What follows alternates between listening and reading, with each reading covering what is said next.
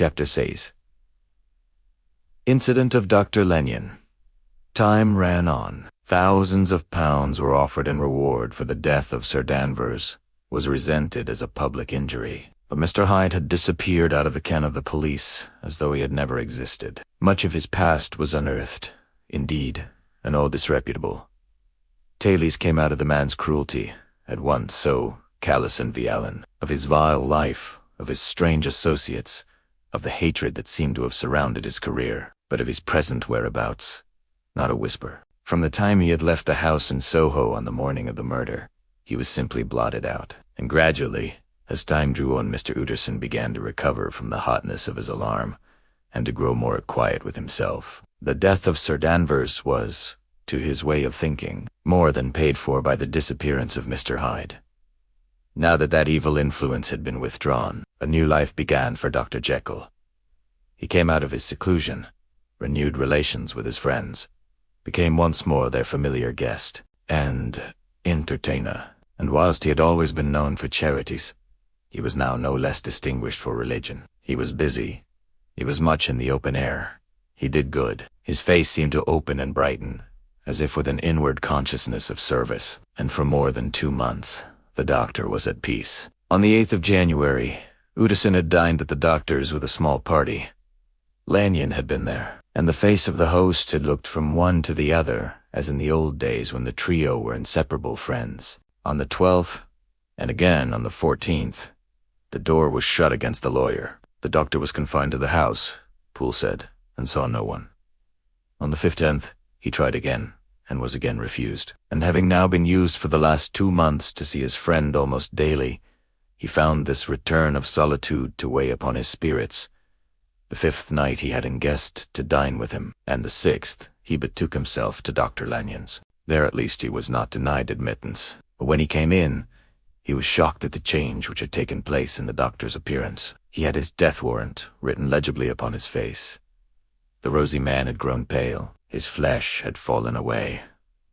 He was visibly bolder and older. And yet it was not so much these tokens of a swift physical decay that arrested the lawyer's notice as a look in the eye and quality of manner that seemed to testify to some deep-seated terror of the mind. It was unlikely that the doctor should fear death, and yet that was what Utterson was tempted to suspect.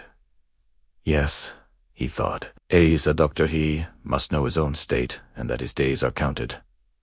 And the knowledge is more than he can bear. And yet, when Utterson remarked on his ill looks, it was with an air of great firmness that Lanyon declared himself a doomed man. "I have had a shock," he said, "and I shall never recover. It is a question of weeks."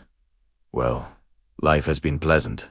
I liked it." "Yes, sir, I used to like it. I sometimes think if we knew all, we should be more glad to get away."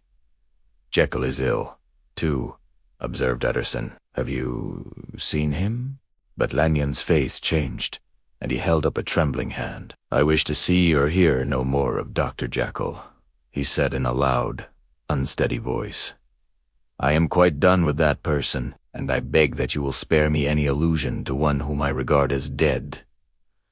"Tut, tut," said Mr. Utterson, and then, after a considerable pause, "Can't I do anything?" he inquired. "We are 3 very old friends, Lanyon. We shall not live to make others." "Nothing can be done," returned Lanyon. "Ask himself." "He will not see me," said the lawyer.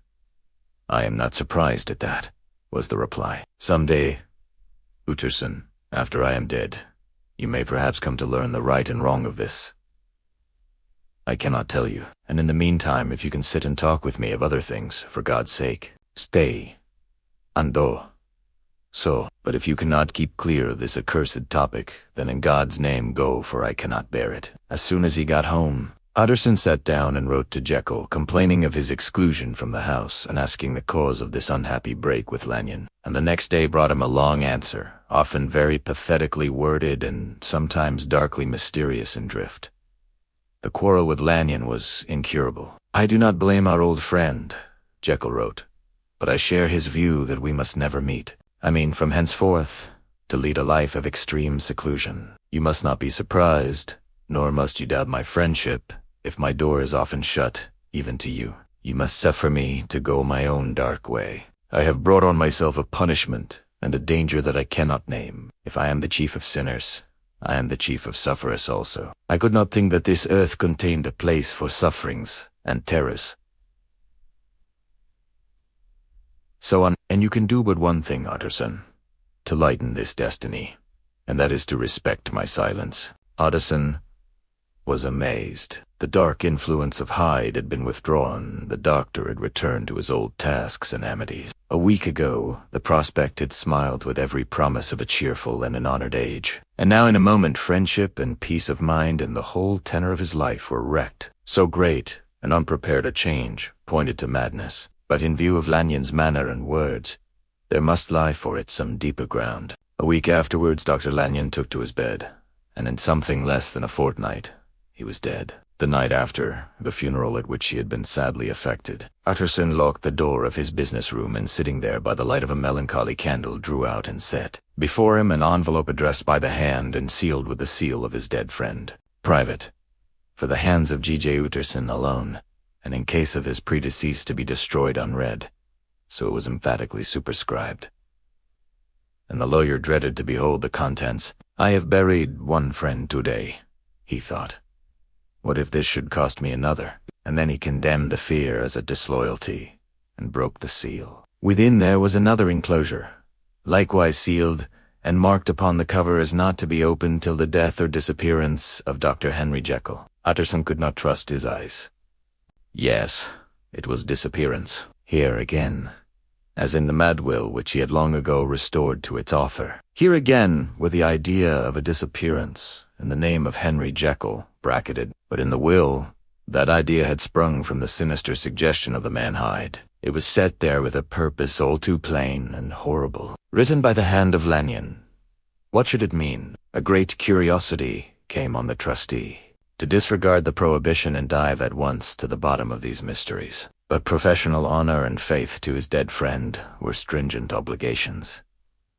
And the packet slept in the inmost corner of his private safe. It is one thing to mortify curiosity, another to conquer it, and it may be doubted if, from that day forth, Utterson desired the society of a surviving friend with the same eagerness.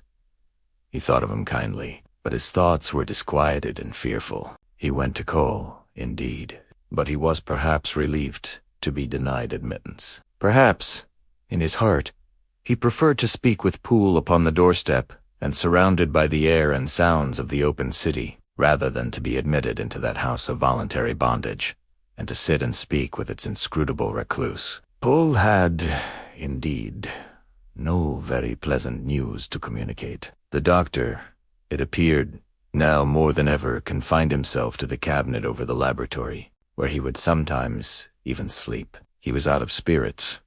He had grown very silent. He did not read. It seemed as if he had something on his mind. Utterson became so used to the unvarying character of these reports that he fell off, little by little, in the frequency of his visits.